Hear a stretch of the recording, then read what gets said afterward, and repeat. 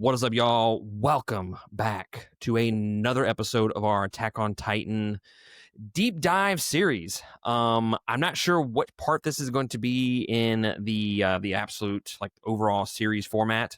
But there's I think 11 episodes. I've upped it by one since the last recording that I've had. But this particular episode, we are going to be deep diving into the theories of Attack on Titan, just generalized questions, what ifs, answering some questions that, like, would Commander Erwin support the rumbling? Did Levi choose the right person? Should it have been Commander Erwin? Who was right and who was wrong in the series? Was Eren wrong in what he did? We're going to be answering a lot of those questions. You may not agree with them. You may agree with them. I don't know. But sit back and enjoy this full-on discussion in Attack on Titan. Obviously, we are going to be talking about anything and everything in relation to Attack on Titan. So if you have not finished the series, this is your chance to push pause and then come back once you have finished it up, because there will be full-on spoilers from this point forward. I have with me Chris Norman. What's up, guys? And I have two Costas. I have Kori and Brason. New. So, and we are all huge Attack on Titan fans. This is like I said, part of 11-part series. I read all the manga and watched the entire series, just finished it. So I am super excited to jump into this with y'all. So thank y'all for joining me. Thanks for having us, Matt. Absolutely. I've been hyping this up for a long time. Mm-hmm. So I have 11 talking points. We may have some ADD moments thrown in there. So, like I said, sit back, grab y'all a cup of coffee, alcoholic beverage, girly drink, whatever to get you through the next 1.5 hour plus of this episode. So, we're going to start off with my first question, and that is, we're going to start off we're going to let it simmer a little bit. We're going to start off a little bit easy. Eren's dream. It has been, I mean, it's kind of widely known with the Attack on Titan community that it starts off with him waking up underneath the tree, he's crying, and then at the very end of the series, it kind of like does like a little cycle. So the ending goes right into the beginning, sort of. What do y'all think about that aspect of the series? And it doesn't have to be so specific to that particular moment or whatever, but just like how do you like that in terms of storytelling and what it does for the characters? I'll let you go, Chris, first. Go. I mean, honestly, it's just the very first step in an 80 episode series plus several movies along the way of just slapping us in the face, giving us so much information right out of the gate that we don't know what to do with and we don't understand, and then 65 episodes later, you're like, oh, I'm a jackass. It was right there the entire time. I get it. I mean, the episode, I think, isn't it called like From You 1,000 Years Ago? Or From Me 1,000 Years Ago or something like that? I mean, it's right on in the title, you know? If you're looking at it just as the first episode, I don't really know what to say about it, to be honest with you. But the way that it obviously all comes full circle is it's just, in my opinion, it's a small example of how well the show is written. But just the fact that it starts off that way sets the precedent for, obviously, for everything in the series. But just that one episode, after I finished the show, I thought about the first episode just in my head by myself for no less than half an hour. Just recapping the entire thing, knowing everything that I knew after the fact. Essentially, perfection. I'm not on the side that it's all a dream. I think it's just more a writer slap to the face of foreshadowing. But I do know a common theory is that the entire thing was a dream. So I can't debate it. That's just honestly, that's part of the show. No, I think nobody knows anything by the end of it. This is true. I don't think it was a dream per se. I do like the whole it's a circle, the cycle of revenge, which we'll jump into that a little bit later in this episode, the never-ending cycle of revenge and death that kind of just permeates through this series. Brason, what do you think about this whole cycle with the dream? I'd have to kind of piggyback off of what Chris said. I think it is a big slap in the face, and it kind of just gives you a taste of how well it's written and how every point in the story ties back in to everywhere else. I don't specifically think it's a dream. Kind of like you, I don't think it's a dream. I think it's just kind of out there. I look, I'm just gonna say it. This kind of when they are able to loop the ending back into the beginning, yeah, that shit gets me hard. That's platinum status. Okay, I'm all about it. When they straight up Kori, tell you it's the ending at the beginning, that's just one of the most beautiful parts to me. Right? It's like, all right, so I was gonna say, you got me. It's the most beautiful piece of foreshadowing that you can put in literature, cinema, whatever you want to say it is. I don't think it's a dream in the sense of like there was no rumbling, there was no anything, all of this was just a dream. But I mean, it definitely was a dream in the sense of Eren pretty much showed himself as a kid, like, sorry, kid, this is gonna happen, and it's really fucked up. It's really fucked up, and you're not gonna be able to change it. Yeah, you got a long shitty road ahead of you, buddy. Like you have a long, long shitty road ahead of you, and it's kind of a bed of your own making. So get ready to eat that crow, buddy, because it's gonna be rough. So that's where I see the dream, and that's the that point of it. Because, like I said, I definitely think that everything else happened, but the dream aspect is he pretty much was like, here you go, here's everything, it's laid out in front of you. You're not gonna change it, but I mean, I guess you could try, but you're not going to. So sidebar, do you think this was by his choosing? Everything was his choice? Because I don't think so. No, I don't think it was his choosing. Like, I don't think that he. I don't think he ever had a choice in anything. I don't think he had a choice. No. I think that fate, as shitty as it sounds, is set in stone. You're not going to change that. You're not going to twist it, and you can know about it and you can attempt to change it, but fate's fate. It's going to happen regardless. Yeah, I think it goes back to the whole premise of really the entire fourth season plus the two specials. It, he even mentions that I've been a slave to freedom. I don't know. I think you've been a slave to freedom, but you're also a slave to, like you said, fate, destiny. Like, you never had a choice in this. And I don't know. That's so fucking, when you start thinking about that, I think about that meme where just like my head explodes and I just can't comprehend that. Yeah. I think, oh, sorry, go ahead. No, go ahead, Chris. I was just going to say, I think, like, to me, the concept of fate in the entire thing is just kind of a mirror. Like, to me, it almost seems like... actually exactly what I was going to say. Yeah, like, Eren was just kind of written to be the devil on her shoulder, while Mikasa was the angel on her shoulder, and she was at conflict with herself, and those were just the two pieces that she puppeteered, and they were just kind of along for the ride. I believe they had the misconception of free will, but again, it could be wrapped up into fate because it's kind of the same thing. You're just your actions are yours to make, but it's just predetermined on what choices you will make along the way. Mm-hmm. It's kind of like that choose your own adventure book. Yeah. Oh, those used to be so fucking good. You're gonna get to the same ending regardless of which path you choose. You're gonna get to the same ending. So it doesn't matter if you decide to take the easy way or the hard way. The end is always going to be the same. It's not going to change. True that. Chris, how about those Animorph books? Choose Your Own Adventure? Bro, those are so fucking good. R.L. Stein had a couple of them. Yes. The Goosebumps ones? Yeah, that's what I was thinking. I had like 10 of those when I was a kid. So the whole to me, the whole story is just a cycle. And like I said, we'll kind of jump into that in a little bit later in this episode. It starts with the ending where Eren dreams about the future where Mikasa has short hair. She points out that he's crying.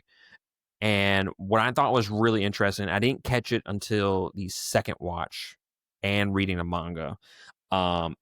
It's identical to the ending, but it's flipped. It's Mikasa is the one dreaming of a potential future with Eren, and she wakes up and she's crying. Or no, she's crying in the dream. Excuse me.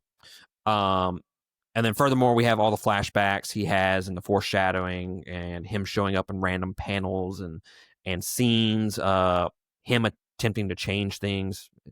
It kind of reminded me of like the butterfly effect, but he was never successful in changing anything.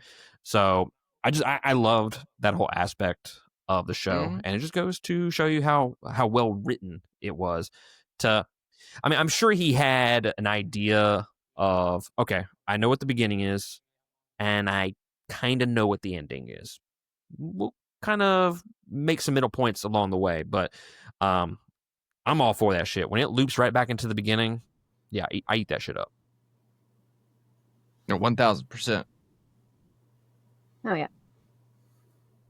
My next question that I have for y'all: did Eren, and I did not contemplate this initially, okay? This is purely, I was looking on the internet for questions to do this discussion episode, and I saw a couple of people on a Reddit source, and they had brought this up, and I was like, huh, that's kind of fucking interesting. And that question is, did Eren die at the end of Attack on Titan? I'm gonna go first, and then I'll let y'all kind of give your thoughts and opinions on it. So at the end of Attack on Titan, he has the Titan markings on his face. After all the Titans are vanquished, everyone loses those markings, and they're all normal. He is the only one to keep those markings.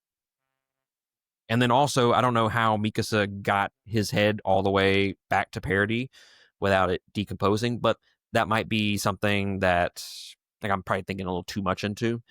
The theory is that she never died. Wait, do what? Do we know that she did, though? Did we see it in parody? It might have looked real bad by then. He looked in. I'm just saying, it might have. That's a long boat ride. Yeah.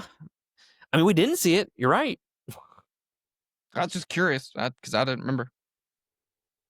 So the theory is he never died and he was actually healing the whole time. And there's also the theory that he became the new Emir, since he's that slave to freedom. So he just takes her place in this never-ending cycle. So we'll go back in reverse. Kori, what do you think about that theory? So I was gonna say I'll see your didn't die and raise you something different, but you kind of hit to the point. So she takes him there and she buries him under the tree and she puts that fucking tombstone up. Fuck off, kid. And then you go through the cycle of everything falls apart, and then there's this cute little kid standing next to a tree with a fun red scarf on and goes inside the tree. So that's where I was going to say, I see you, he didn't die and raise you. He's just the new founder. They're just going to come back. Because everything's going to, like you said, everything that he's written so far has been a cycle. So why wouldn't that be a cycle too? Exactly. Like I said, I never considered this to be a thing until I had read it. And I was like, oh, I actually kind of fucking believe it now. Mm-hmm. What about you, Brason? So, the power of the Founders was never truly released until Eren got to it after Ymir. So saying that, I think that Eren physically did die, but I'm with my mom. I think he became the new founder and took over the duties of Ymir in paths. I think that it just kept becoming a cycle over and over and over. But there is no more Val renouncing war, so the next person to get it should be able to use the full power. Valid. What about you, Chris? Actually, that would be my 100% best guess take. The arc of Eren himself and his story and his life. I'm on the side that he did die and it's over. Just because I think that if he were to come back himself in any way, it just kind of completely invalidates the last 20 minutes of the final part where he's telling Armin just how much he actually does love Mikasa and he doesn't want to die and he wants to grow old and spend his life with her. And then the hit scene that to me was even heavier than that, where they actually embraced and said, "I'll wait for you in hell," because they both knew if it's real, that's where they're headed. So, like, yeah, physically, I agree. I think he died, and his story might be over. But the overall story is probably not. I think back to Zeke when it's him and Armin, and Zeke's like, everything evolved, and then there was life, and life stuck. Mm-hmm. And it was the founder. It was the founding that stuck onto a mirror. And so that's kind of where I go with that. Like, life finds a way.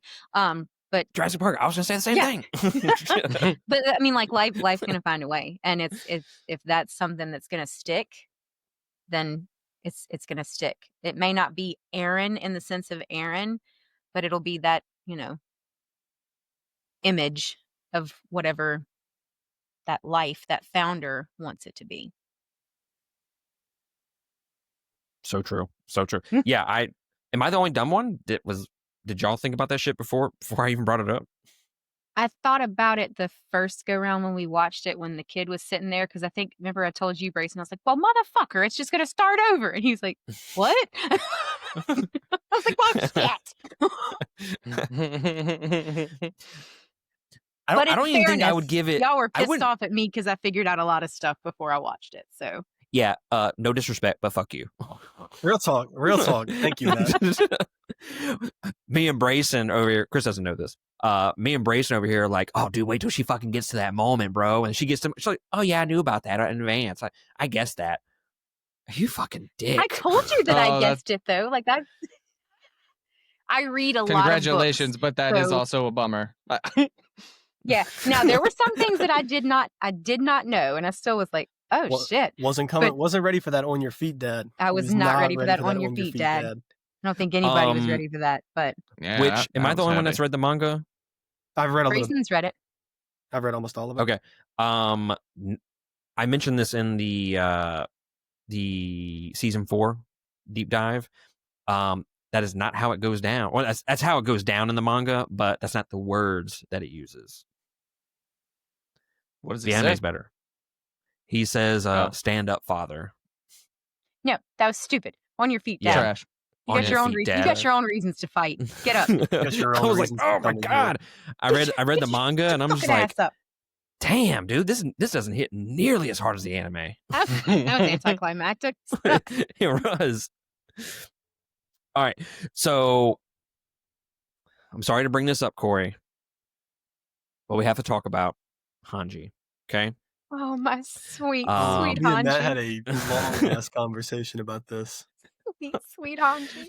So I'm going to be completely transparent. Hange, I liked her my first watch through, but I didn't love Hange until this watch through. Okay, one of my favorite characters for sure. That second episode that she was on, I was hooked. That's what I told Brason. I was like, I love her. She is my favorite. And he's like, well, you don't know. I was like, nope, I don't give a flying fuck. She is my favorite. I love her. So the reason why I bring up Hange, I was talking to Kori, I don't know, a couple weeks ago about Hange's sacrifice. And first off, I'll let you. Actually, we'll save that for the next episode. We'll save your reaction to Hange's death. We'll save that for next episode. I want to hit you twice, okay? With That's this, fine. That's fine. The reason why I bring up Hange, when I was watching it the second time, I kind of caught on to this idea of why she would just sacrifice herself. And a lot of these people, a lot of these characters have have reasons for. I mean, every character has a reason for what they do. They're so well written. Hange, I believe, sacrificed herself because she did not want to live in a world without her comrades. And I think she was so vehemently against the rumbling. In fact, she was the only character to stand up against the rumbling, like de facto, this is fucking wrong. She was the only character to do that in the series that I'm aware of. I could be wrong, but there was no, oh well, Eren might be right. We know we need to save Eren. She came out before her death and said, no, this is fucking wrong, when everybody else was on the fence. I don't believe that she could live with the guilt of allowing the rumbling to happen. So she sacrificed herself to go be with Commander Erwin and all the comrades. She could not live in a world where 80% of the humanity was gone. So just, I guess this part of the discussion is more so of how you view her character and her untimely death. And we'll save Kori for last. Chris, why don't you go first? Well, Hanji was one of my favorite characters from the time I met her. Probably like top 3, honestly. As far as the why, well, first off, devastated. I was absolutely devastated. What a scene. And to be honest, if you're going to write them out, she had one of the best ones. But still devastated. And I think a lot of what you said, I do think was a big part of it. And I think that was just coupled to me with her sense of responsibility over the kids that were left. I mean, she had the entire scout regiment left to her by Commander Erwin, and that went real south over a pretty short period of time. And I'm sure she carried a lot of guilt for that. I'm sure she thought she was the wrong choice from the get-go because she battled with that a lot on screen between his passing and her own. And I think she was just tired at that point. I think she knew that when it came down to actually stopping the rumbling, not only was she so against it that she didn't want to see it anymore, but she also knew that she was going to be one of the least helpful people there when it actually came down to fight Eren. So I think it was just a sense of protection coupled with, I'm not only ready to do this, but I'm also just the best proactive choice if somebody has to, for sake of the team. I honestly couldn't say it any better. Obviously, us three will discuss that a little bit more in depth, like how it made us feel.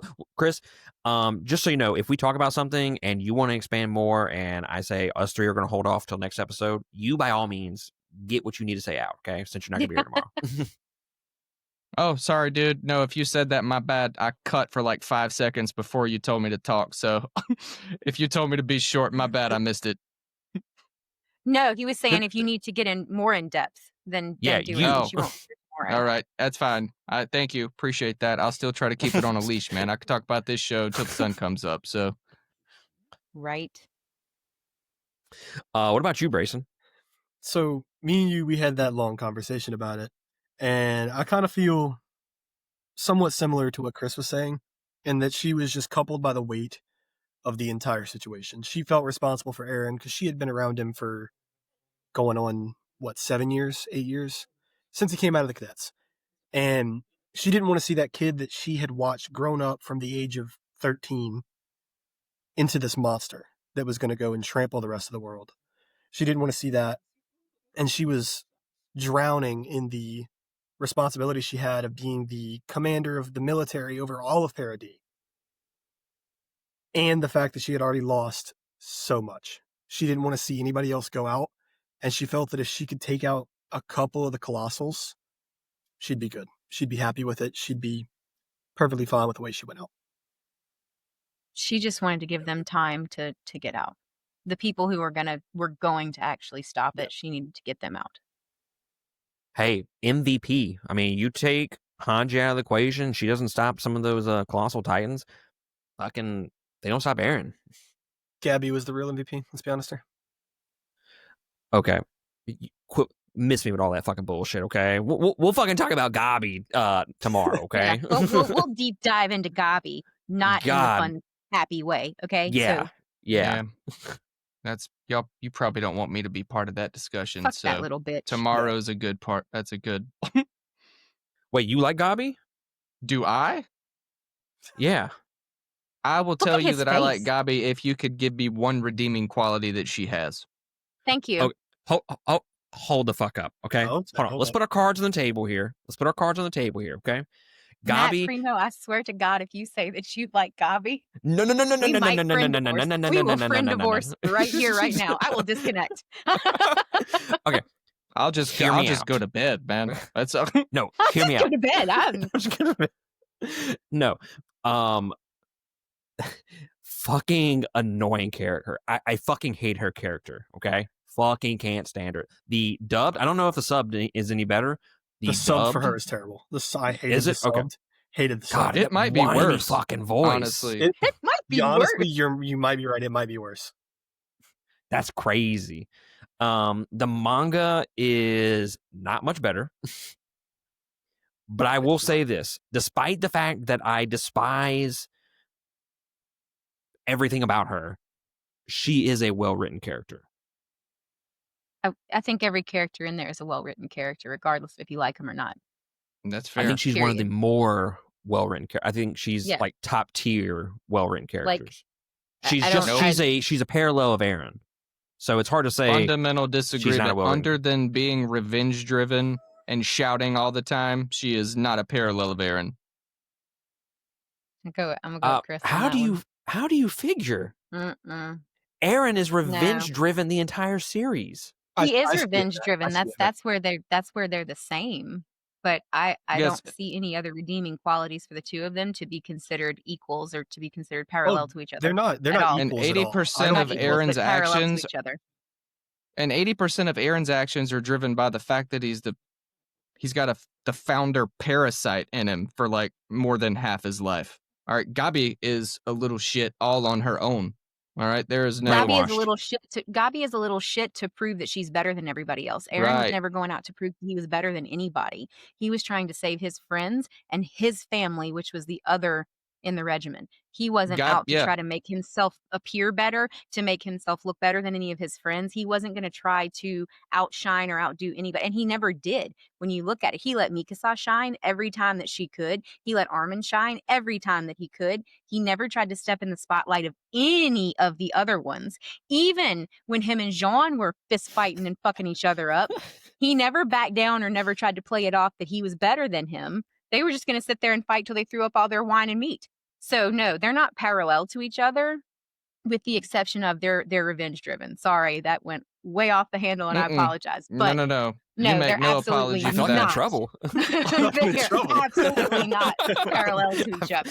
I feel like I just got a talking to. Goddamn. I don't think she took a breath. Not that I could add anything at all to that because it was literally perfect. But you know what else Gabi didn't do, or Eren didn't do? Shoot Sasha. So that's fair. He didn't shoot fucking Sasha. That's fair. I can't argue with that. What? But perpendicular both characters. No, miss me with all that. No, they hit in the middle, but that's it. Revenge in the center. That's it. Both driven by revenge. They're both controlled by some factor. Her being brainwashed, her entire personality is just controlled by the Marlians. Would she even be that way if it was not for them? I don't think so. But see, in the same thing with him, because you have Falco, who is just the sweetest little thing in the whole wide world, and he's brainwashed in the sense of, okay, yeah, I need to do this to help my family, and we won't live in the internment camp. But he is not her. He doesn't act like her. He still has a conscience and a soul. She doesn't. She's just a spoiled little tit who thinks she's better than everybody else. Okay, there's one outlier in every group. Okay, I'm so sorry. fucking Falco's over here like, oh yeah, fucking brainwash me. Come on, I love it. No, but the other two little kids were good too. I mean, even Brason, what's her name? Which one? Cart Oh, you talking about Peck? Peak. Even she knows that Marley is not going to take care of her, even though she's a warrior. But she trusts the people that she fights with because she has to. They have her back. She has their back. But she's not brainwashed in the sense of brainwashed. Reiner, yeah, he was brainwashed, but he was also fucked up in the head. So you can't say, he was. He was, though. He even says he might be the most logical character in the show, though. He absolutely is the most logical character in the show. Who, Reiner? What I'm saying is, yeah. Yo, yeah, absolutely. But you have all these other. You can't say that like Marley did this and it's all Marley. Yeah, Marley sent them on this path, but she took it to a level that did not need to be taken to. Period.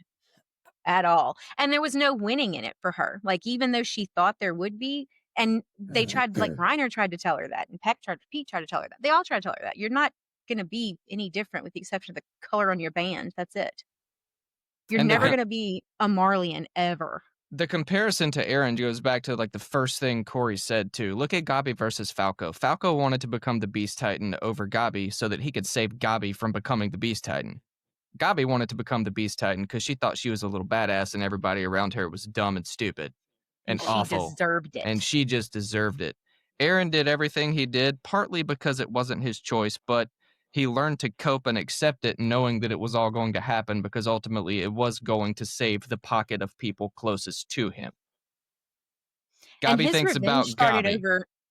His revenge, like his path of revenge, started because his family was hurt. His mother was killed in front of him. Like that would make me want revenge immediately from all these big motherfucking things that are coming over the wall.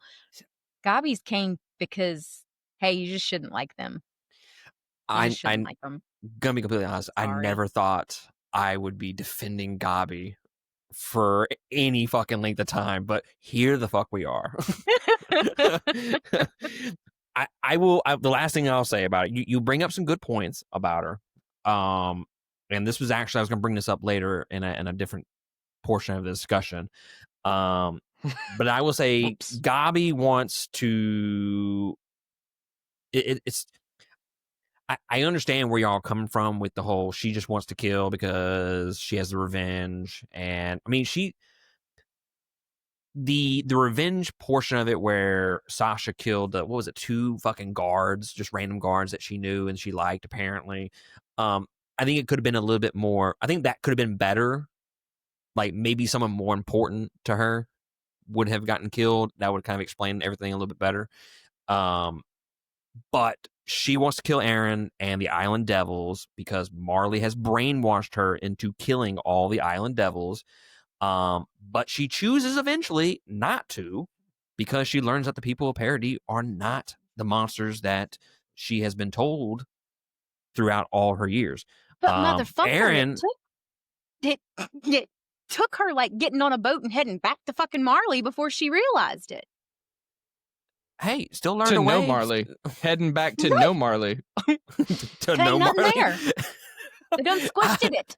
She's going back to Marley. Shit, actually, these parody people aren't that bad. Yeah, dude, like Marley had been rumbled for like 4 days by the time she was like, I guess I'll just learn to like it here. There was like 16 people left. That's it. 16 people on top of that hill. That's it. That's all left. Yeah. Sorry, dude. I hate Gabi. I'm not even gonna try to meet you in the middle on that one. Hey, I'm not saying I like her. I'm just saying I liked her. I thought the character development of her throughout the season was good. She had a decent redemption arc by the end. Not enough for me to acknowledge it more than once, though. So I'll go with that.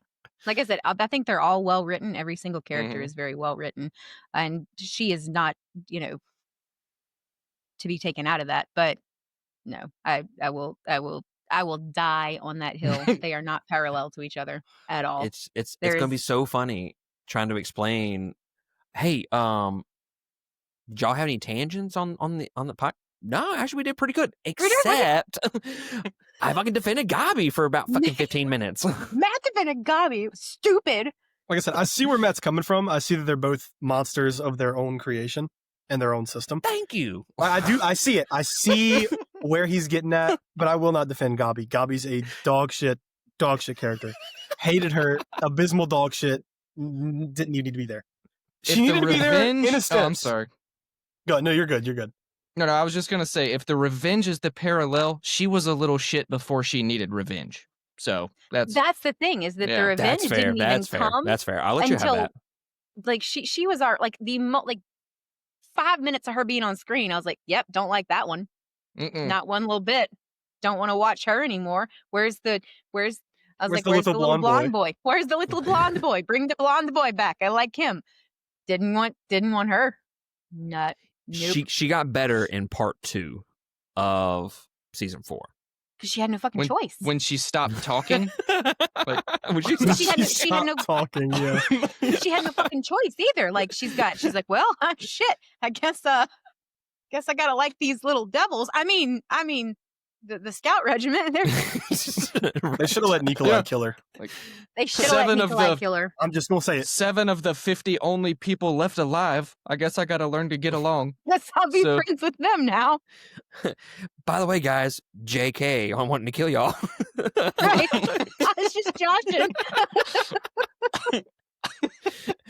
Look, y'all bring up some good points. Okay, I can't argue with the points that you brought up. Moving on to our next point, and this one we might be spending a little time on. Okay, so let's go ahead and buckle I think up. we just answered it. Honestly, who's the villain? Fucking Gabi. That's the villain. Burn her at the stake. Burn her at the stake. Put her under that colossal titan that trips. You know, he falls down, the Kori Titan. Put her right underneath there. Kori Titan takes her out. Done. Kori Titan. That's fantastic. Every time I hurt myself at work, I just send Matt the gif of the Titan falling down the hill. Boom, boom, boom. He's like, damn it, what'd you do this time? That's phenomenal. So, we'll go around, and you can give your pros and cons for whoever. I'm not trying to. Actually, I'm really kind of open to all discussions here. I don't really have a character in mind that is the villain, and the reason why I go with that perspective, I don't think we really know, and I don't think there is a villain of Attack on Titan, because you look at any history of the world, and people are always going to claim that they're the heroes and that their enemies are the villains. And history is written by the people that won most of the time. So Marley sees parody as the villains and vice versa. The amazing storytelling of Attack on Titan gives us complex, complicated characters that, again, you could list pros and cons for just about every single one of them to be a villain or a hero. I think the easy answer is to say Eren. But again, looking at everything from his perspective, he doesn't view himself as the villain, or he might. I don't know. I think towards the end, he kind of realizes everything that he is doing is not right, and he wants to change things, but he can't. But ultimately, he's probably the most villainous character of the show, if I had to just pick one. But again, you can go to Marley and how they really kind of set things on that trajectory and kind of led down that path of him doing the rumbling. Marley kind of started it all. But then you go back even further, and it was technically Eldia that started it all. So it's really a matter of perspective, I think. So I'm just curious to know who y'all think would be the villain of the series. King Fritz. Exactly. Good choice. Good choice. I'm not even going to say King Fritz. I'm going to take it just a little bit deeper. Shout out. Because that Fritz is a giggity. Because Fritz is absolutely kind of what started the evil of the Titans. But you have to go down to the kind of like back to the Jurassic Park thing. The life finds the way. Life is going to be what ultimately turns shit to shit. Had the Titan not got a hold of Ymir, and she wouldn't have been his powerful weapon, King Fritz would have just been a king who would have been defeated after 4 fights. So when you look at it, it's the power that's the evil. It's not any set person. It's the power that they have that's evil. And it's kind of like you said, history is always written by the winners, and people are inherently good and evil. And we're always going to do what we feel is right for like our people. So it's your power. The power is what leads you to be the villain, whether it's a struggle for power or whether you have the power and you're going to use it. But it kind of goes back to my biggest thing. I'm gonna do a BioShock quote here. There's always a man. There's always a lighthouse. You're always going to have a Marley, and there's always going to be a parody. You're always going to have a Eren, and you're always going to have a Mikasa. You're always going to have that battle between good and evil. So there's never a set bad guy. Yeah, shit. Good points. What about you, Brason? I said my piece. I'm still dying on that go. King Fritz. King Fritz. Oh yeah. You said King Fritz. That's right. What about you, Chris? No, I actually have nothing to add to that. But I honestly don't think there is a villain in this show. I think that's kind of the point. I think every single character you meet, even Gabi, you get to see by the end of it that she's able to flip it and at least understand she's wrong and she made terrible choices. She did terrible things for reasons that she no longer even understands. And I think that's pretty much every character that you either love at first and then hate halfway through and find yourself liking again by the end, or hate at first and then love halfway through, or find yourself liking at the end. Ultimately, I think the theme is that we all just do terrible things when we're driven to do terrible things.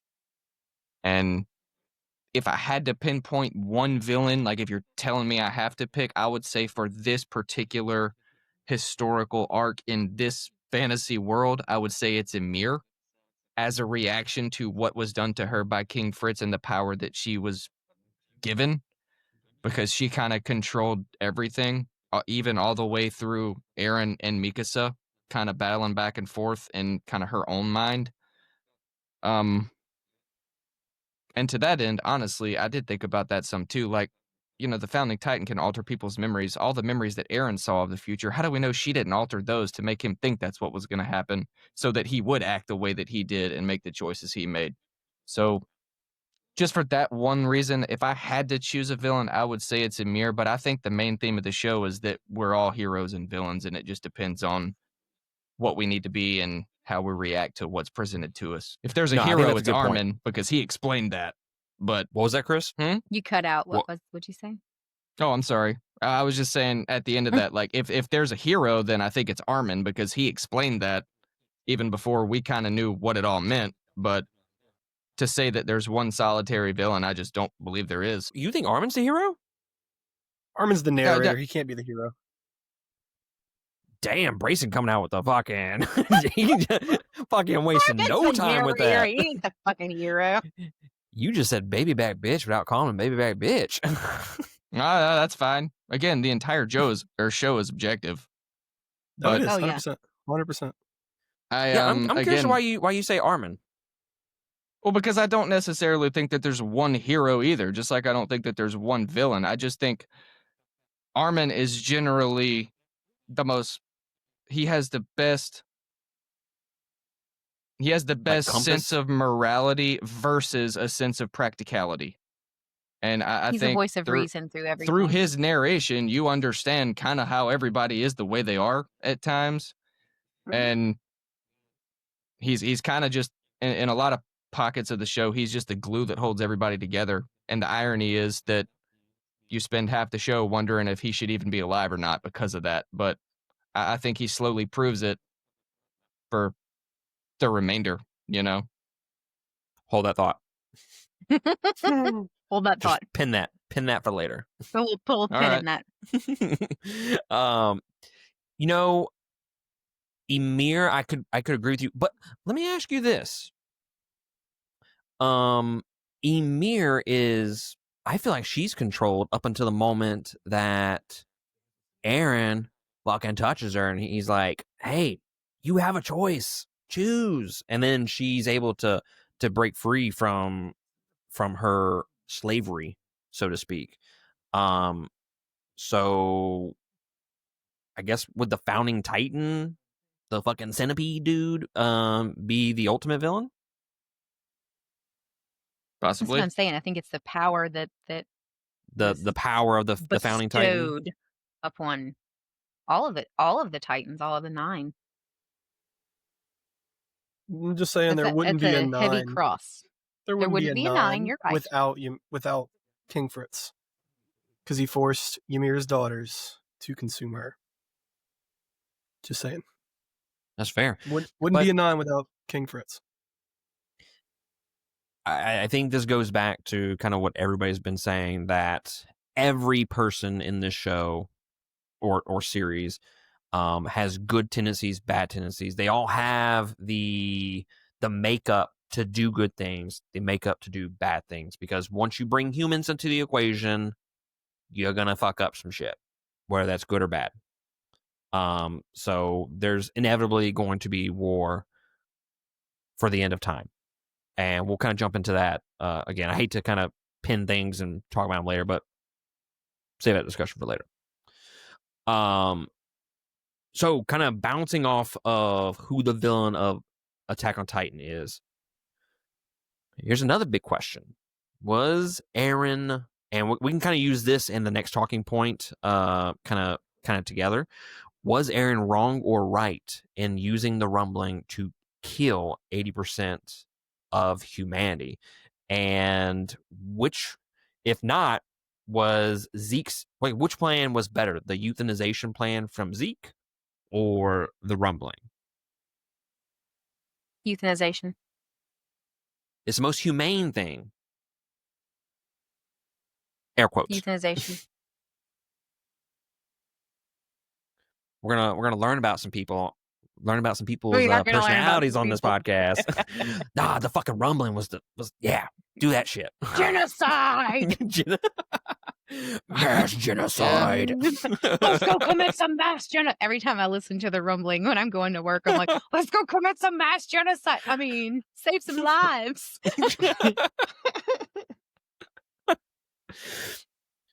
So we'll start off with Chris. All right. I'll kind of combine both of those together. I think both plans are terrible, to be perfectly honest. But you don't really understand why the euthanization plan is terrible until you figure out how the power of the founder works. So at the time, I could see why Zeke was like, oh, sure, this will work. Was Eren right to kill 8% of the population? No, genocide. It is a thing. That's what he did. So, but at the same time, I see why he did it, partially because I don't think he really had much of a choice, but he also, before he restored, or his own memories were there of the future, he didn't know anything about life outside the walls. He truly just believed that everybody across the sea was his enemy, and his people, it was them against the world. So, now by the time it actually happened, he damn well knew better, but it was too late because it had all already been set in motion. So, yes, I think the euthanization plan was the more humane, obviously, after the fact, but I see why Eren initially decided to go against it. I'm not saying he's right. I'm saying I understand. Yes, correct. I mean, you can do that with just about every single character in this series. It's like, damn, you were wrong, but I get it. He's like Thanos, you know? Yeah. Yeah. I get why you snapped everybody. It's wrong, but I get it. It's wrong, but I get it. Yeah. Not Spider-Man. Not Spider-Man. Nice. Yeah, Poor right. Peter Parker. I don't feel so good. Oh my God. Nope. Stop. Can't take all this. Giggity. So you are welcome, kid. He's learning so much about his mom. He works with me. We hang out now. It's real weird. I just feel like the rumbling like got to people that weren't even involved in what was going on with Marley and Parody. Like it wasn't even there were innocent bystanders, and like I get that the euthanization, there would have been a lot of innocent people that would have had the choice taken away from them to have kids, but when you want to look at the grand scheme of things, like you want to pay for the Eldians want to pay for their sins and want to atone and all of that, then you stop the reproduction of their children, you get rid of Titans, and you die out peacefully. You don't do the thing that you want. That's the only thing I did not agree with was the Historia letting her kids pass on the founding Titan. No. If we're going to do it, we're going to go all the way. We get rid of all of them and we die out. We go to our island and we die out peacefully. Period. Truth be told, it's only the subjects of Ymir that die. Mm-hmm, no, that's so what I'm really, saying. So really, it's best case scenario. For the subjects of Ymir, though, like, do you like? I guess I try to put myself in their mind when I'm thinking about that. Do you really think the rest of the world at that point is just going to let them die peacefully if they can't defend themselves anymore? But who has to, in the grand scheme of things, who has to know, with the exception of Zeke and Eren? Nobody has to know. I mean, you can still assume that there are Titans in the wall. Do you know what I'm saying? Like you can still assume there are Titans in the wall, and then you can be like, "Damn, them Eldians ain't having no babies no more." What's going on with that? Must be something in the water in the atonement zone. Did the walls go down? I get why. I mean, you have Willie Tiber at the very beginning of season 4 telling the entire world the truth about parody and all that. So that kind of sets things in motion for the rest of the world to fucking hate the subjects of Ymir. So I get like how that ball started rolling like that, and I thought that's what you were going with. Like how would they know? But then you kind of expanded on like they don't know the euthanization plan. So yeah, I can see it from all views. Obviously Eren was wrong in it. I mean, if you want to be a decent fucking human being, he was wrong. Okay. Moving on to the next segment. Kind of going based off the rumbling again. I had this thought in my head: would Commander Erwin support the rumbling? I don't think he would. I think he would support the euthanization plan, though. I think he would have supported the euthanization more so than the rumbling. Yeah. Like if there were the two choices placed out in front of him, I think he would have tried very heavily to convince Eren that Zeke's plan was a little more humane, because he was a very humane. He thought of the long haul as opposed to the right now. I'm pissed off and I'm gonna take care of it right now. He thought of the long haul in the end. And I think looking at that, he would have probably thought that Zeke's plan was going to be the more humane, and there would have been less casualties in the sense of like worldwide casualties, of course. But he would have, I mean, he's always been about humanity until it came to the basement stuff. And then it was like all basement until the very end. Then obviously he chose humanity. But he was very fixated on the basement. But at the end of the day, he was fixated on humanity more so than anything. So he wouldn't have supported either of those. He would have just killed both Zeke and Eren, I think, in the grand scheme of things. But if he had to choose one, I think he would choose euthanization plan. We all do. Based on his character stuff. What are you doing? I was looking at my TikTok draft. That's my bad. I heard her. Stop it. Yeah, the Eren, we want to help you carry the burden of your sins together. Yeah. Let's just go home. That's in my bad. That's in my bad. So confused as to what just happened. I'll play it again. TikTok. I'll play it again. Don't push us away. Please, Eren. Quit running. Let's go home. Yeah, that's my bad. She doesn't like those. He sends me about 50 a day. That's fair. And then comes and stares at me as I watch him. Well, I mean, sometimes you need to So what remember about you, how to Chris? feel things. I get that. Yeah. No, I agree. I don't think he would have particularly cared for either plan, but I think he would just, in short, he would support the euthanization plan because it's more pro-humanity than, mass murder. So,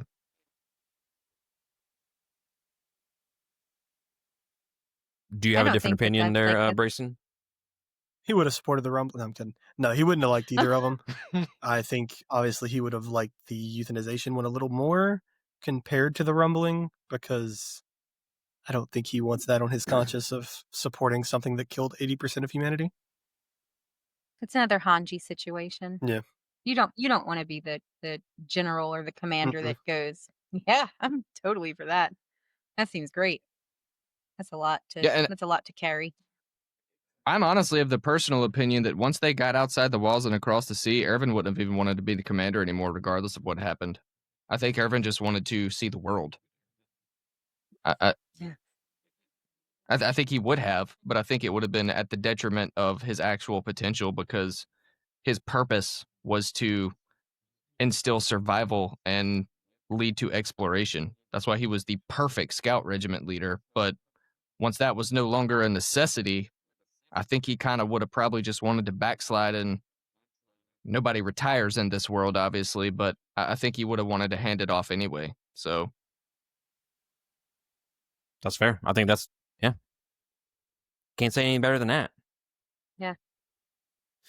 To the next question that I have, and this kind of segues into more of Commander Erwin. Did Levi choose correctly? Who should he have chosen? Commander Erwin or Armin? Put your feelings aside. Who is the correct choice? Floor is open for whoever wants to answer this. I don't think he chose right. I think Erwin should have been saved. I think Armin should have died. I think that if you keep Commander Erwin alive, you don't have the and again it's the cycle, and it's a snowball effect, because you have Flock is the one that found him alive, brought him to Levi, knew he had the Titan shot, and sat there and watched, Mikasa and Eren throw a temper tantrum and act like 2-year-olds till they got their way. And they did. And I think that kind of started his downfall towards the decisions of the regiment there. So if you don't have that, when Eren starts doing his shit, you don't have the support of Flock, who makes all the Jaegerists. So you don't have this big group that is going to take all of the wine and put it in the high-ranking military's drinks, and gets them to where now they're susceptible, and now we've screwed the entire military. You don't have all of these ones that are hidden in because they're with the Jaegerist all throughout, where he has this way to escape and this way to get to where he needs to get to. So I just think that it's a snowball effect. And yes, I love Armin. Love Armin. He's one of my favorite characters, but I don't think he was the right choice when you look at the general thing. Now, you can say it, and I know that Brason said it the other night. You take that away from Eren, does that start the rumbling earlier? Just because he's so pissed off? Maybe. But I don't know. I just think you have a better military stance and less coup happening if you keep Commander Eren there. Lot to unpack there. I will bounce off of one thing you said, and the very end you say that if Armin was the one that got killed, then does that make the rumbling start sooner? In my head I'm like, I don't know, maybe it doesn't happen at all. Maybe he just gives up.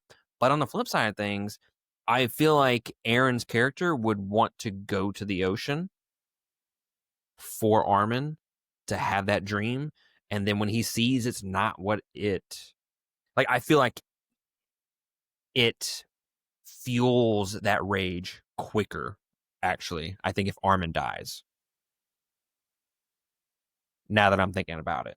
Because he goes to the ocean and he's like, me and Armin, we fucking dreamed about this for years and it's fucking all bullshit. And now let's go fucking kill them all. And I think it happens sooner rather than later with that. But counterpoint to all that, I will say that I'm going to act like Levi here, where I never give a direct answer. I'm just going to give you the right and the wrong answer, or two rights, maybe. I don't know. If he had chosen Commander Erwin, I don't think. I think more of the world would have been saved, but it wouldn't have been like, and it wouldn't have been like this long, drawn out process, because Commander Erwin would just kill Eren. You know, there's none of that emotional connection between Armin and Mikasa there. So I think he would have saved more of the world in that case. But, and this is the big but, do the Titans vanquish if Commander Erwin was saved versus Armin? I don't think so. I think he has to have Armin and Mikasa there in order for those Titans to be completely gone until the next cycle, obviously. But so I don't know. Interesting thoughts. Okay. I'm going to go back to what Mom said about the Jaegerists and how they make all these escape routes for him. Eren told Hange directly, there is not a prison in this world that can hold me with the power of the Warhammer. So you think anything was going to hold him back from getting what he wanted at that point? I don't think the Jaegerists definitely played a part. 100%. But they weren't holding him in a cell for any longer than No, they weren't holding him in the cell. But the Jaegerists were getting support from the rest of Parody. And that's you a don't huge think that thing if there was no flock, you don't think there was going to be a different type of flock? Someone else would have stepped up and saw that. Absolutely. I'm just saying in that sense. Oh yeah, I 100% agree. But I'm saying that there's always going to be a flock. Someone is always going to see the side that Eren is on, and they're going to be like, yeah, this makes sense. We need to do this. Extremists. Always. And if, like I said, if Armin is not there, Eren has less to lose. That's his brother. He lost his brother. So if he doesn't have Armin there and Mikasa, he's missing a third of himself. So he has less to lose at that point. And he's going to see that ocean, even though he saw it through the memories of his father. He's going to see that ocean and he's going to get more pissed off. And it's going to cause the rumbling earlier because he's going to get to Zeke no matter what. I know that's kind of what I say, but yeah, great point. I said it before you. I said it 2 nights ago. Don't even. I said it in my kitchen. I said it in my kitchen. Thank you. What about you, Chris? Chris needs better Wi-Fi. Or he's muted. He might be muted. It's the Patriot hat. Little smirk Matt gives you. Poor guy can't even defend himself. Y'all over here talking shit about him. I know. And he's just talking. He's probably making a really great point. He probably is. I could hear you all the entire time. Promise. No, I did not miss a thing. It's fine. I truly don't know what happened there. I could see you the entire time. I had no hand in it. No hand in it. Matt didn't try to stop it either. He's kind of like one of those kids where you got the little kid that's getting bullied in the corner for having a purse or something, and he's just sitting there watching. He's like, just wide-eyed looking at him. Nothing about that surprises me. That dude be fanning those flames just all the time. But I have an unpopular opinion, actually, about answering this question.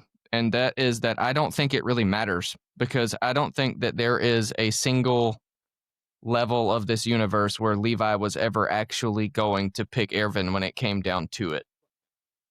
Because Eren didn't have to tell him not to. Like, you go back and you see all these flashbacks of Eren telling his own dad to get up. You go back and you see flashbacks of him sending the Titan to eat his own mother. But he didn't have to tell Levi to give it to Armin, and he would have if he thought he needed to. So I don't think he saw any potential future where Erwin got it. Good point.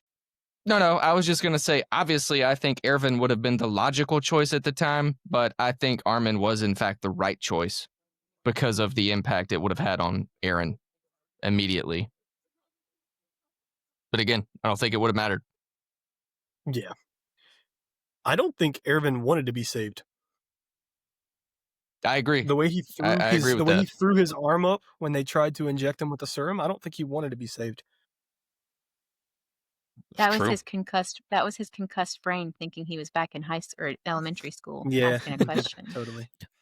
No, Commander Erwin did that because he realized that anything that he says after the "My Soldier's Rage" speech doesn't pointless. fucking matter. Worthless. He just loses it's aura pointless. at that point.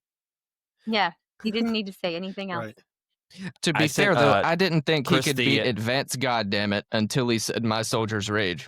So I also didn't think he could beat Advanced Goddammit until. yeah. I sent Chris before we started recording. I said, "Hey, we're ready to record whenever you are." My Soldier's Rage. I sent him a little gif of Commander Erwin. Yeah. Got That me shit stoked. gets me I was sitting there diamond status every time. trying to rock my toddler to sleep, adrenaline pumping. Go sleep. Go to sleep. You're just repeating it while rocking. My Soldier's Rage. My Soldier's Rage. God damn it, advance. My rocker does not falter in the face of adversity.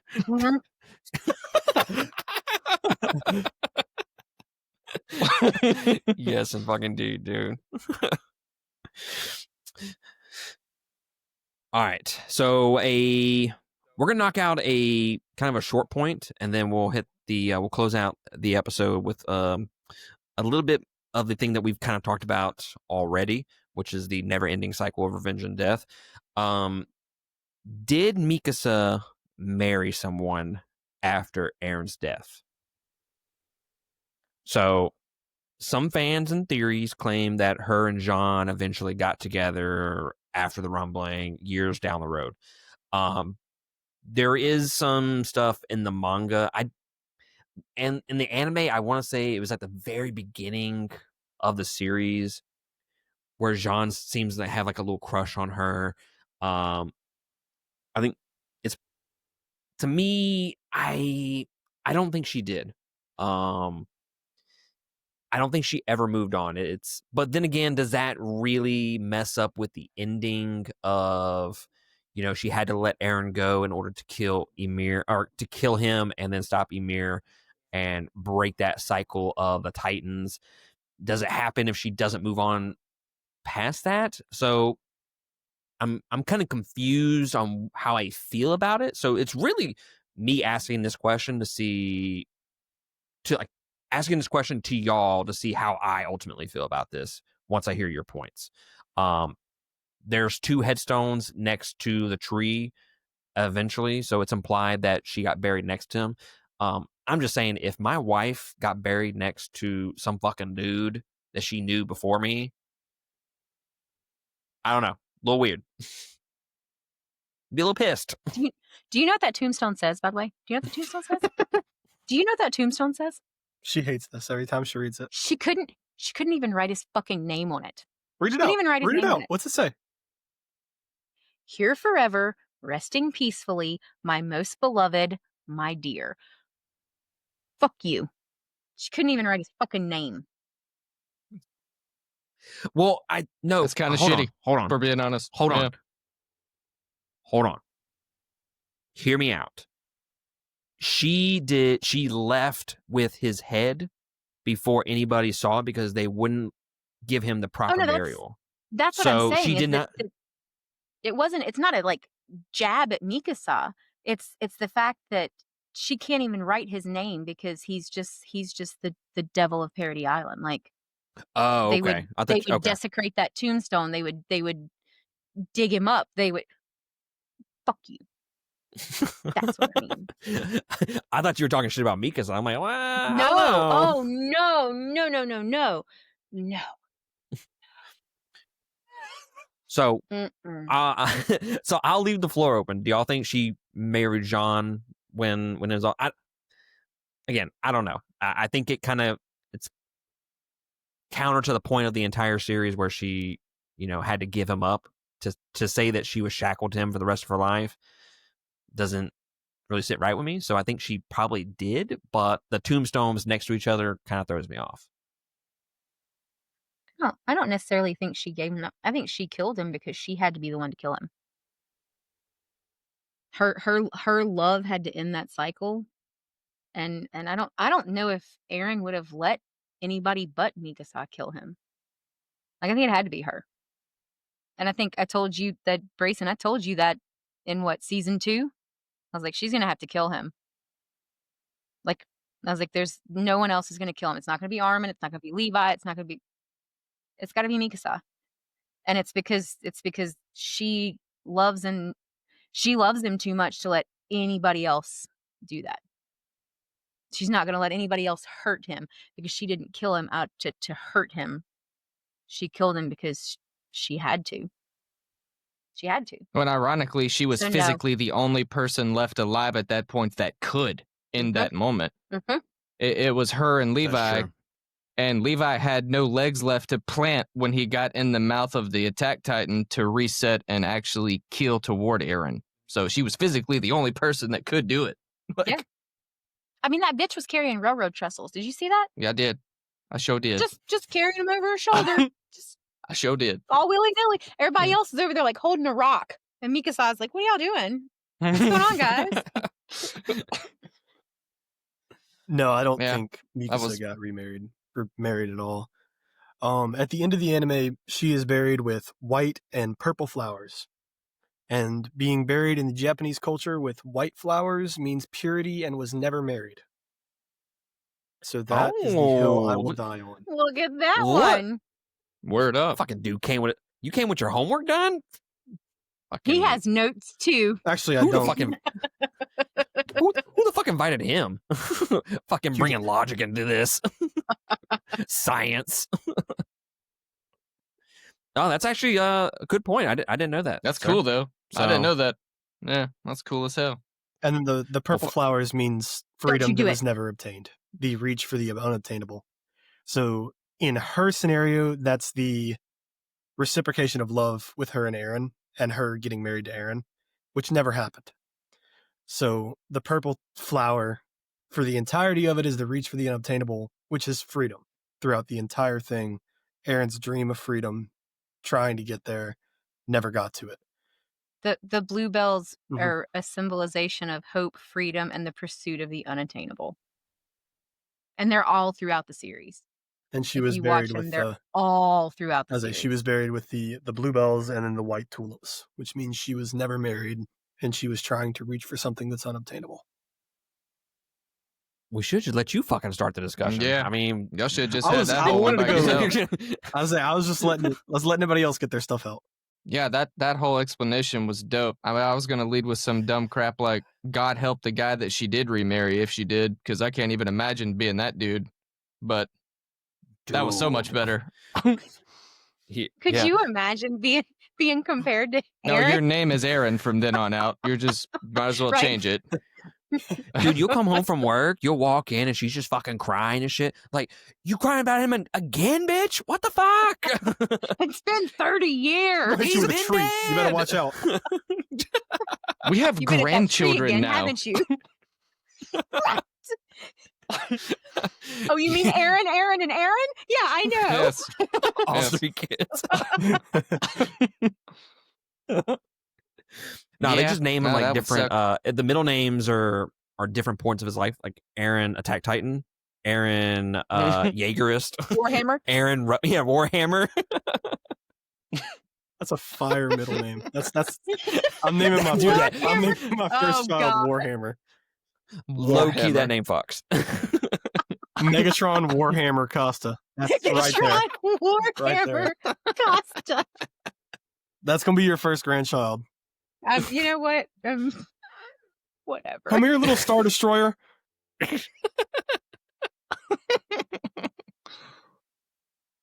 Spider-Man, Attack Titan. Spider-Man, Attack Titan. Spider-Man, water-breathing 11th form, dead calm, Costa. Right.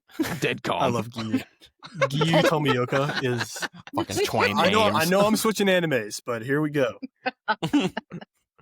Giyu is top 1 Hashira for me. I will die on that hill. Who's Kiyome? I can't disagree with you, sir. Who's Kiyome? This is the only anime I've ever watched. You need to watch Demon Slayer. It's really good. Yeah, Demon Slayer's next. Demon Slayer is also very good. Yep. I've also heard Death Note is one I should watch. Didn't you watch Death Note? It's pretty good. I read some of Death Note. Okay. See? Watch the There you go. first 15 episodes. And then that's all you need. My Hero didn't you say My Hero? My is Hero one? is so good. Oh, Matt, have you seen the new season yet? Have you been watching it? I'm a season sub. behind. I haven't seen the last season. Sub. You need to lock in. But now that Attack on on Titan is done, My Hero's up next. You need to lock in. No, Attack on Titan's done. I don't know what to do. But one more topic for this episode, and it's kind of something we've been talking about or hinting towards this entire episode, so we won't have to spend too much time on it. But the entire series of Attack on Titan revolves around this idea of the never-ending cycle of revenge and death. So I guess this portion of the discussion, y'all have the floor to really talk about how you feel about that concept, that theme of Attack on Titan. I've saved this core theme for this particular episode. If y'all have caught up and watched all of this deep dive series up to this point, every episode I've kind of dive into the core theme of that season. You know, the dark side of humanity, human versus human. You got the cycle of revenge. You also got the effects and the effects of war on the human psyche in season 1 and season 2. So the never-ending cycle of revenge and death. We've already talked about Gabi and Eren. I believe that they are two sides of the same coin. They do have some different paths, and I see what y'all were saying at the very beginning of this discussion, so I won't beat a dead horse with that. But also the Eldians of Marley, you know, they've been brainwashing all of the Eldians into thinking that they become these honorary Marleyans, or that they're accepted if they kill the people on parody. They've just been brainwashed into thinking that the parody, the subjects of Ymir, are just devils, when they have never really done anything to them. And then you got, when someone kills another, a friend decides to get revenge. You have those aspects in the show. We have Gabi killing Sasha because Sasha killed somebody from her. You have Niccolo, who tried to kill Gabi, stopped. The Sasha's dad was the one that really broke that cycle of revenge. I don't know if y'all remember that portion of season 4, where he was like, everybody's good and bad. There's no bad person. Everybody has a little bit of each inside them. If we let the kids keep walking in the forest, they'll never get out of it. Exactly. So that was one of the few instances where we had that cycle broken in the series. Despite killing 80% of humanity, I've talked previously with Kori about this. Despite killing 80% of humanity, the world reverts back to war eventually, because I bring up the Terminator aspect of the show, where it's just in our nature. You know, Judgment Day always fucking happens no matter what, you know? It's just a different version of it. And then you have the theory that the Titans never really died, and that the boy at the very end, which we've kind of talked about this already, he's walking into the tree with his dog, and it's assumed that the founding Titan will awaken once more, continuing that cycle. So lots of different aspects of revenge and death, and this never-ending circle in the series. I noticed one today. When they're next to that cliff, and they carry the baby, and they put the baby over their head, and it all goes black and white. That is a Schindler's List reference right there to the little girl in the red jacket. I thought of it. I was like, I love how that scene was all black and white except Except for that was so fucking and that's how good. that's I mean, well, Schindler's List was all black and white. That was the only color in the entire movie was that red jacket. So Yeah, and that I was was like, so good. oh, that's beautiful. That shit hit me in the I mean, feels the second time around. I was like, God damn, dude, that's so much hit me in the feels. Oh, like go in, like put yourself in those shoes, and to think that you're going to the edge and you can't go nowhere else. So they're just fucking like crowd surfing this baby, even though the yeah, baby's going to end up getting killed anyways. yeah. That's what I told him. I was like, there were so many things that like got me emotional this go round that didn't get me the first time. You That notice a lot more when you watch it yeah, a you second do. time because you're like, you already know what's going on, so you can look deeper into it. Yep. So there was a lot more things that I noticed watching with you for like the third or fourth time I watched it that I was still picking up. Like on my second watch Like, through, I noticed that when they found out it was the female Titan, Rhina took his hood off so that Annie would oh know yeah, all of those. who it would Yeah, Annie would be. know not to, Yeah, not not to to yo-yo pick him. him up and chew him. Yeah, not Yeah, to yo-yo him. Yeah. So that was a good one. Some other similarities. Star Wars is a big one. The Mikasa's Padme, Eren's Anakin, Order 66 with the Jaegerists. I loved that whole aspect of the show. But then again, I'm a huge fan of Episode 3, so that's really where a lot of the similarities are right there. All right, guys. So Chris is not going to join us for this final point. He had to bounce, internet connection issues, and had to go deal with his toddler. So, Chris, if you're watching us, thank you for joining us, sir. Great points. Always great to have you on the podcast. So, thank you, sir. So the floor is y'all's for our last point to close out this episode. What do y'all think about the never-ending cycle of revenge and death that is just permeating through this entire series? We can start with Brason first if you want. So, like I said earlier, the thing about Eren becoming the next founder, I read somewhere that the users of the founding Titan don't go into a normal afterlife.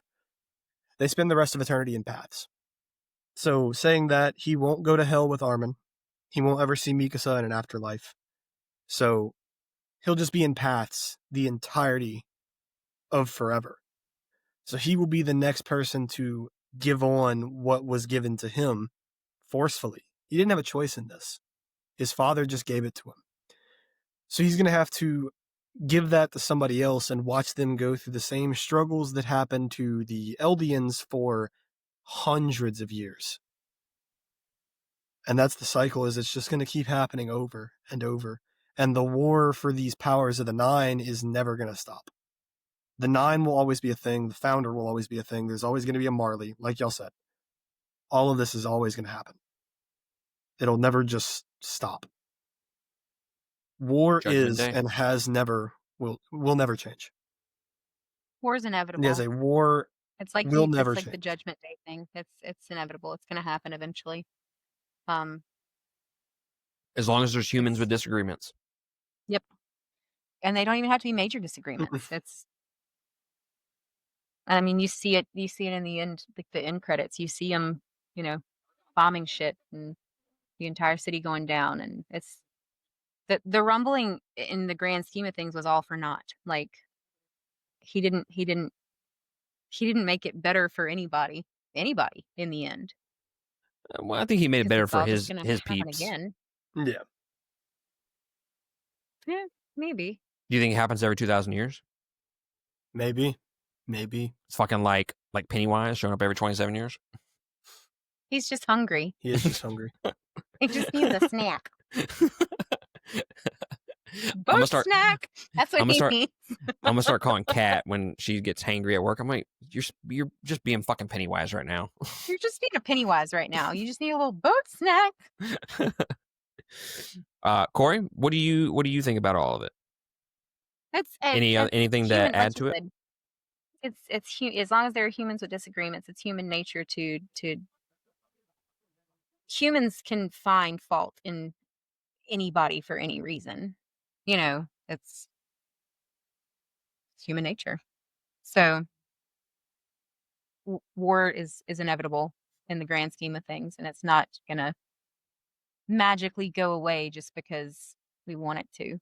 So, and revenge is like, even if it's something, you know, minuscule in the back of your brain, you always want revenge for something, even if it's. I hope that bitch has a really bad hair day today. I hope You she want steps on a revenge for Lego. I hope she stumps her toe on the bed at night. Like, you're gonna want a little piece of revenge for something. It could be, you know, for they took my parking spot at Target and I was gonna have rock star parking. Um, it's it's like we said earlier, the good and evil, all of us inherently have good and evil in us. So unfortunately, I don't think, like I said, the rumbling, yes, it helped his people at the time, but in the big picture, it's just going to happen all over again. Same thing. We've seen it for thousands and thousands of years. Just think it's going to keep happening. Yep. Couldn't agree Yep. more.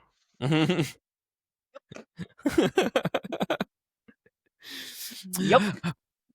Well, I think we have dived a lot into the themes and some of the different characters of Attack on Titan. The next episode, a full deep dive into the entire series, talking about our favorite characters, favorite moments, the legacy of Attack on Titan, how influential it is going to be to anime from this point forward, or manga from this point forward. That is going to be the very next episode. So y'all stick around for that. Make sure you hit that like and subscribe button and hit the notification bell so you know when that episode drops. But thank y'all for joining me, Kori and Brason, for this episode. Thank you for having us. Thank you for having us. Thank you. I have been fucking itching to talk about this shit all day. I've been so excited. I've been waiting for you to finish that damn book so that you could finish the damn series. Read it and watch it. So good. It was worth the wait to me. Yeah. Oh yeah. I can imagine. Which, you know, I'll say that for tomorrow. The next thing I was gonna say, I'll say it for tomorrow. So yeah, y'all drop us a comment down below. Anything you agree with, disagree with us, let us know down below. And again, we'll be back next week with I don't know what part of this series it is, but the next part of the series will be next week. I have lots of content. It's supposed to be like 11 episodes total. So yeah, just be on the lookout for all that. With all that being said, thank y'all for joining us, and we'll catch y'all next time on another episode. Laters. Later.